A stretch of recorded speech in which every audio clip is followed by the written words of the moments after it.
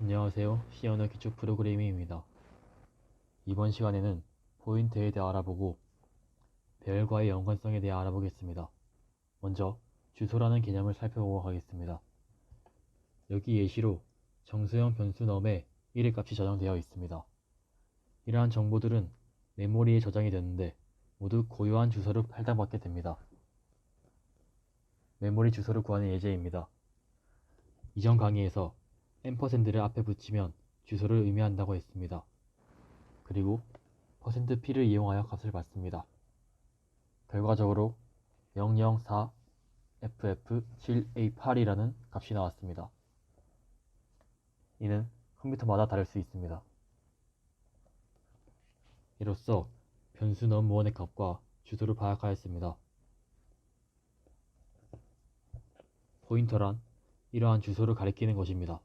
먼저 포인터 변수를 선언하는 방법에 대해 알아보겠습니다. 포인터 변수는 자료형, 별, 이름으로 정의됩니다. 코드를 살펴보겠습니다. 포인터 변수 p를 정의한 후 정수형 변수 num1에 1의 값을 저장했습니다. 물론 p와 num1 모두 고유한 주소를 가지고 있습니다. p는 어딘가의 주소를 가리키는 포인터 변수이므로 p에 num1의 주소를 넣어 num1의 주소를 가리키도록 해보겠습니다. 그리고 p와 num1의 값을 출력하면 같은 값이 나온다는 것을 확인할 수 있습니다.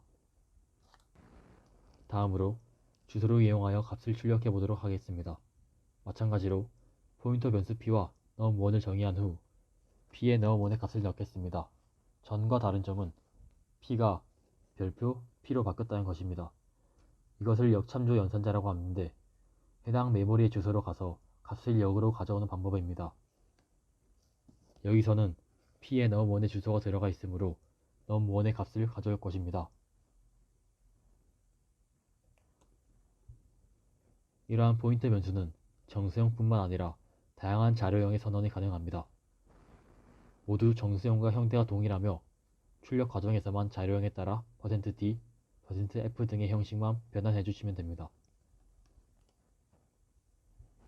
앞서 다른 주소를 가리키는 포인터 변수도 고유한 주소를 가진다고 말씀드렸습니다. 이를 이용해 포인터 변수의 주소를 가리키는 이중 포인터를 사용할 수 있습니다. 먼저 p1이라는 포인터 변수를 선언하고 p2라는 이중 포인터를 선언하겠습니다. 이중 포인터는 별표를 2개 쓰시면 됩니다. 그리고 다음과 같이 선언하면 p1은 num1의 주소를 가리키고 p2는 p1의 주소를 가리키게 됩니다. 즉, 주소를 가리킴으로써 p2와 p1 그리고 p1과 num1이 연결됩니다. 이는 목적지를 가리키는 이정표의 느낌으로 이해하시면 될 것 같습니다. 출력 과정을 살펴보면 먼저 p2는 p1의 주소를 가지고 있으므로 별표 p2, 즉 p2를 역참조하면 p1의 메모리 주소로 향하게 되고 또 한 개 더 남아있는 별표를 이용하여 p1을 한 번 더 역참조하면 num1의 주소로 가서 값을 가져오게 됩니다. 또한 포인터를 이용하여 배열을 할당할 수 있습니다. 형식은 다음과 같습니다.